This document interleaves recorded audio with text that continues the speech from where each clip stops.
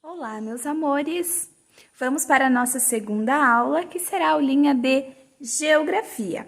Quero que vocês peguem a apostila lá na página 12. Nós estávamos falando sobre a formação do povo brasileiro.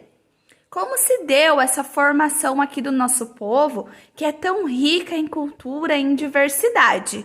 Ela se deu basicamente por portugueses, africanos e indígenas. Nós já aprendemos que os indígenas já habitavam aqui as nossas terras antes da chegada dos portugueses. Quando os portugueses vieram, eles trouxeram os africanos e eles foram trazidos pelos europeus para fazerem o quê? Para trabalharem no cultivo da cana-de-açúcar, na colheita do café, na extração de minérios e para servir ali os reis nas suas casas, nos afazeres domésticos. Então, eles vieram para cá para trabalhar e eles foram trazidos forçados. Foi realizada uma migração forçada. Eles não vieram por conta própria. Como vocês podem ver aqui nessa imagem, os negros aqui, os africanos, trabalhando aqui para o povo branco. Então, vejam aqui neste mapa. Ele apresenta as principais rotas de tráfico de africanos para o Brasil. Vejam aqui o continente africano e aqui o nosso continente americano, a América do Sul. E aqui o nosso país, o Brasil. Portanto, eles migraram de diversos lugares, e trouxeram com eles características e culturas diferentes. E de acordo aqui com o mapa, as cidades brasileiras que mais receberam escravizados foram as cidades aqui do Nordeste e do Sudeste, como Recife, Salvador e Rio de Janeiro. E o tráfico de africanos ali que foram trazidos para o Brasil é um comércio ilegal, ele é proibido, assim como o tráfico de drogas, o tráfico de armas, isso é ilegal, isso não pode ocorrer. E os africanos, eles foram trazidos para cá sem a vontade deles, eles foram traficados. E os escravos, durante muito tempo, eles lutaram por sua liberdade, porque eles não queriam viver para sempre sendo escravo dos povos aqui no Brasil. E essa escravidão dos povos africanos durou mais de 300 anos, até que houve a abolição da escravatura, onde não existiriam mais escravos, que foi no dia 13 de maio de 1888. Os africanos, eles não tinham liberdade e eles sofriam muita violência praticadas pelos seus senhores. E o maior símbolo de resistência desses povos eram os quilombos. Eles viviam sempre em busca de liberdade. As comunidades quilombolas. As comunidades quilombolas são terras onde habitam descendentes de africanos que buscavam preservar a cultura, as tradições e as técnicas herdadas de seus antepassados.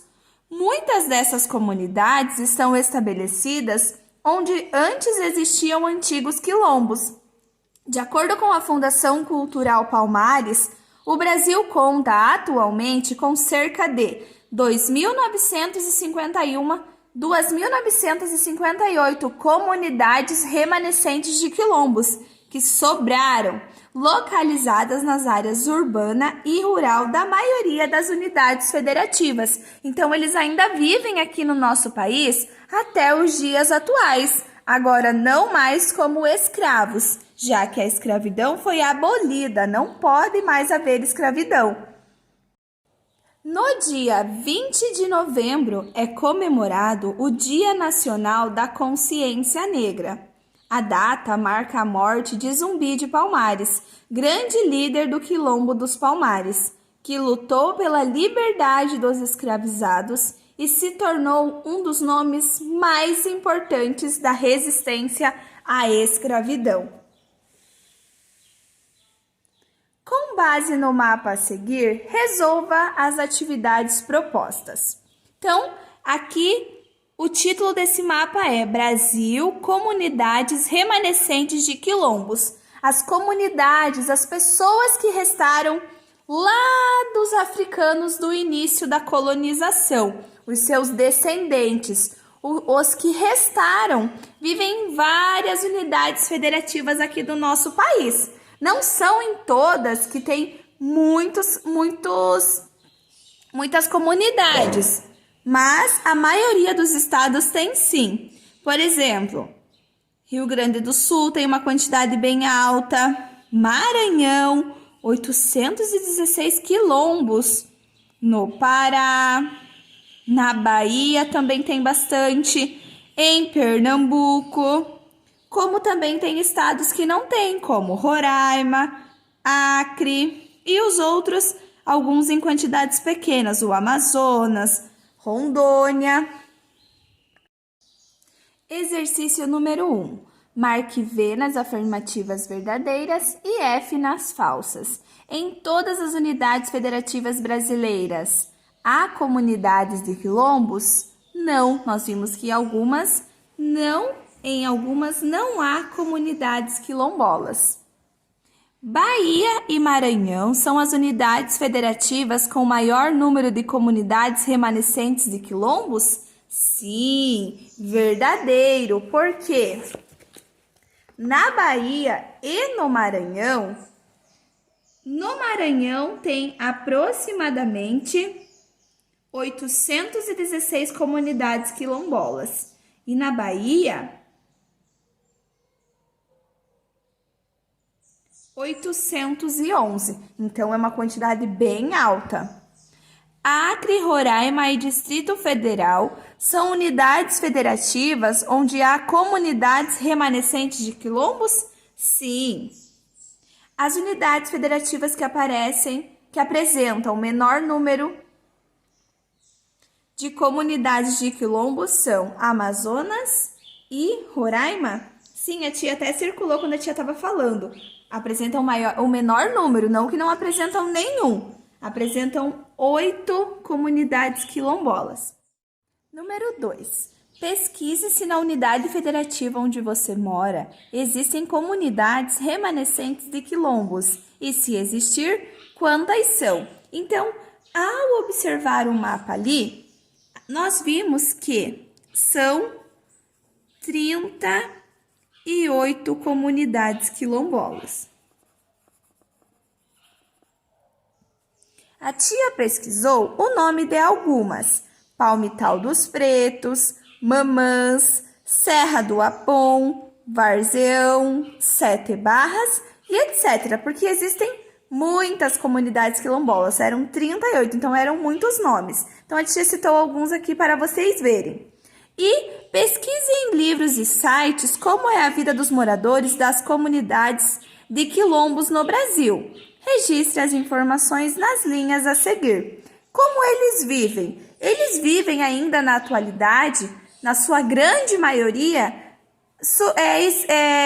sobrevivendo com a agricultura, em terras que foram doadas, compradas ou terras que eles ocuparam há bastante tempo. Então, eles ainda sobrevivem da agricultura, mantendo as suas culturas e as suas tradições. Aqui, comunidade quilombola no município de Presidente Kennedy, no Espírito Santo. Aqui tem a imagem de uma comunidade quilombola. Então, qual foi a contribuição dos povos africanos para a formação da cultura brasileira?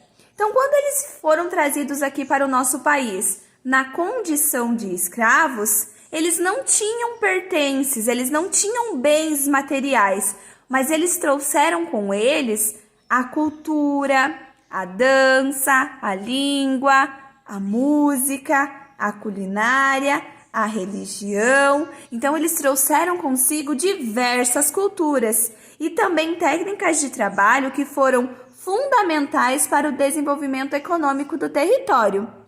Observem nas fotografias a seguir, elas retratam algumas contribuições dos povos africanos para a formação da nossa cultura, da cultura brasileira. Então tem aqui uma roda de capoeira, que todos nós já conhecemos, é uma contribuição, é algo que os brasileiros herdaram dos africanos, pois a capoeira é uma representação cultural que mistura esporte, luta e dança, acompanhada pelo ritmo do berimbau e pelas cantorias africanas. Temos também aqui um grupo de samba pereia da Mussuca em Laranjeiras. O samba de roda e os instrumentos musicais, como o reco-reco, o berimbau, o atabaque, a cuíca e o tambor, são exemplos da influência africana na música brasileira. Assim como também na culinária, influenciaram na dança, na música, na língua e muito também se tem herdado dos africanos é a culinária, como por exemplo o acarajé, que é um prato típico africano muito apreciado e consumido nos estados do Nordeste, principalmente na Bahia. O acarajé, olha o que significa. Origina-se da língua africana iorubá e significa comer bola de fogo, pois ocará, bola de fogo, e jé, comer. Acarajé. Vamos para o exercício da página 17. As línguas africanas também exerceram grande influência no modo de falar do povo brasileiro. Encontre no diagrama palavras de origem africana incorporadas ao nosso vocabulário. Será que você consegue achar 8 palavras? São essas palavras que vocês deverão procurar: cafuné, gangorra, fubá, berimbau, samba, dendê, acarajé e dengo. São 8 palavras de origem africanas que nós utilizamos hoje em dia, já que nós sofremos muita influência dos africanos na nossa língua. E na seção lápis na mão, vocês deverão completar o esquema a seguir com base no que nós trabalhamos até agora. Então, isso tem que estar super gravado na cabeça de vocês, que os povos que deram início ao processo de formação do povo brasileiro foram os indígenas que já habitavam aqui o nosso território, os portugueses que vieram explorar as nossas riquezas e os africanos que foram trazidos para trabalhar. Então, a formação do povo brasileiro se deu basicamente por indígenas, portugueses e africanos. Como eu disse anteriormente, os indígenas já habitavam o nosso território. Os portugueses vieram com o objetivo de colonizar nossas terras e obter lucro com as riquezas naturais.